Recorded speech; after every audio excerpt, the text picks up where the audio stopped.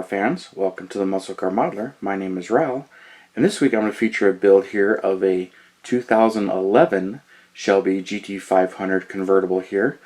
And this is one I built almost when the car was new. I think it was a couple years after.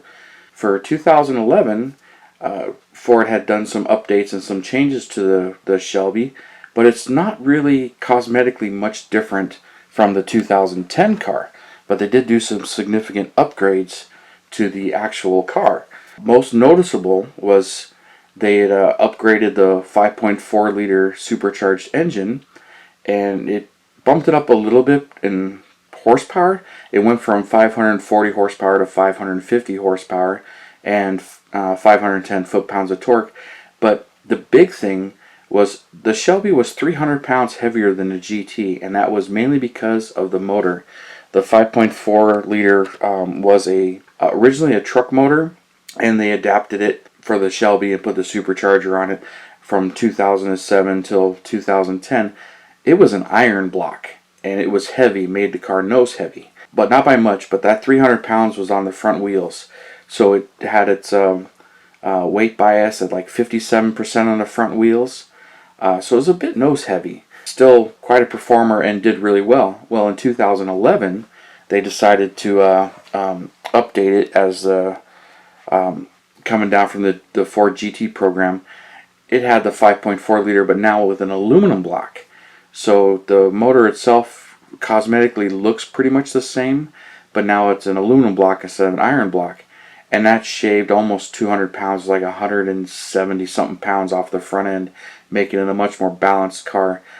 Shifting the weight to 55% on the front wheels instead of 57%.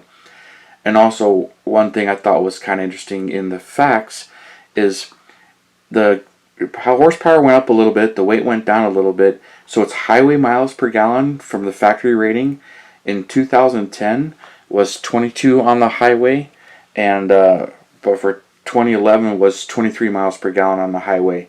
So for 2011, that was just enough to squeak it past the gas guzzler tax. So in 2010 you had to pay a gas guzzler tax, but in 2011 you didn't have to. That 1 extra mile per gallon really squeaked it by. But cosmetically, the car really doesn't look any different. But there were some changes when I was converting this model and building it. Most noticeably was the Svt Performance Package. I noticed that, and I'm like, okay, what's different? What's going on with that? Well, it's mainly the wheels and tires. Different diameter, was like 19-inch wheels and Michelin tires, and I believe they were Cup 2 tires. And also part of that performance package was narrower stripes. So the stripes actually got much more narrower. So if you see 2011s with narrow stripes, it has that package. Now the stripes could be deleted, so you can get a Shelby without the stripes and get the package, and you really just had to look at the wheels, and you would notice the wheels and tires, if it has the stock ones at this point, that it would have the Svt Performance Package. Now they did change the spring rates and the dampening a little bit, but that was about it. And I wanted this one to be a little bit more different than just, going from a 2010 to a 2011, because when it came to that kind of stuff, there were some things I had to do. But to build this as a convertible, there was actually a plan, and you get your ideas all over the place.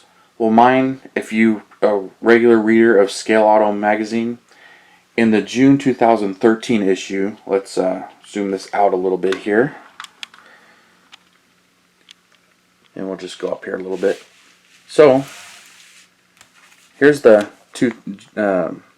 June 2013 issue right here, and it's a little worn. I read them, and every now and then I dig through them, and I had to dig to find the article on this.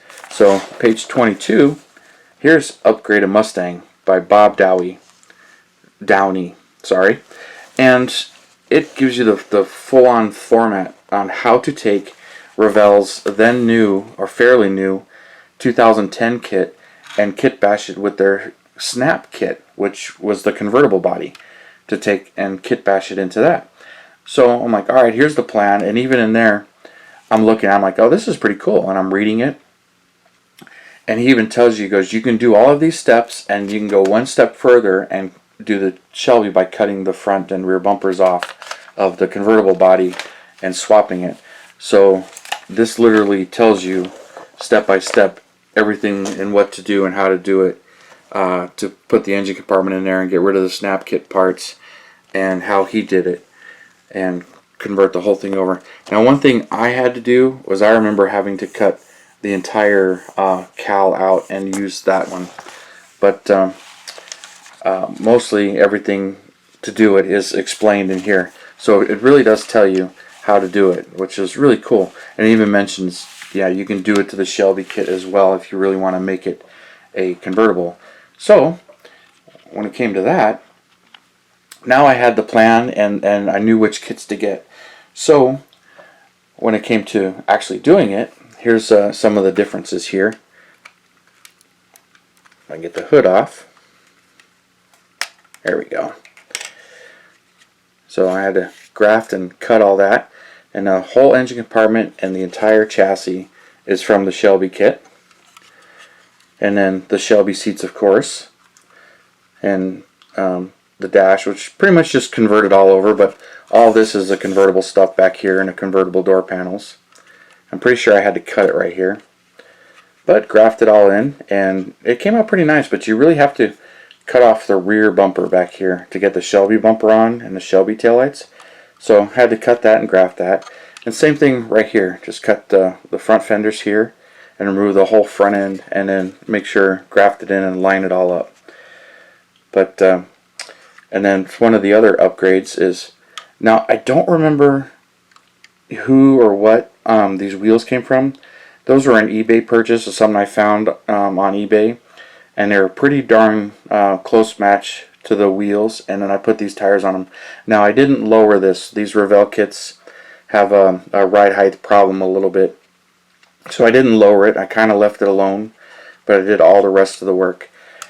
And then for 2011, Grabber Blue was available, so I did that on this one.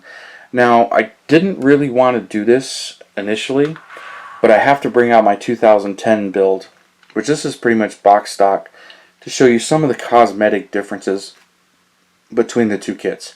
Now, this one is built box stock right out of the box. So there's the 2010 wheels right there. And then the stripes are from 2010 as well. And then on these, the stripe here is the same. The side stripe, it's the same. But I had to narrow the stripes on the hood and all of the entire vehicle. So that was kind of fun. I actually carefully cut the stripes so you can see the difference in the widths there.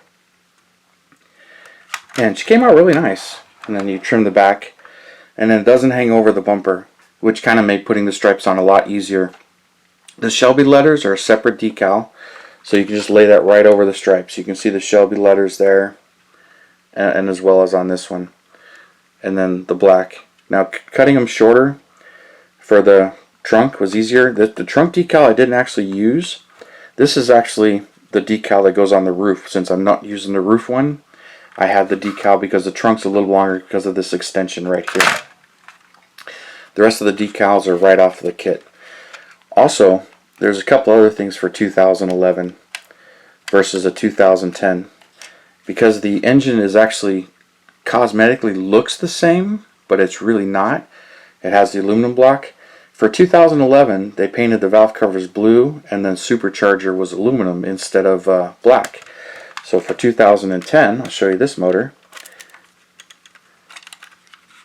There it is. Got the aluminum intake and aluminum heads, but the valve covers are black and the supercharger is black.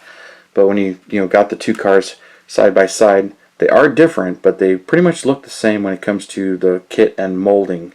So they both came out pretty cool, but you have to be very careful and very selective on the paint and what you're doing when you're depicting some of these cars.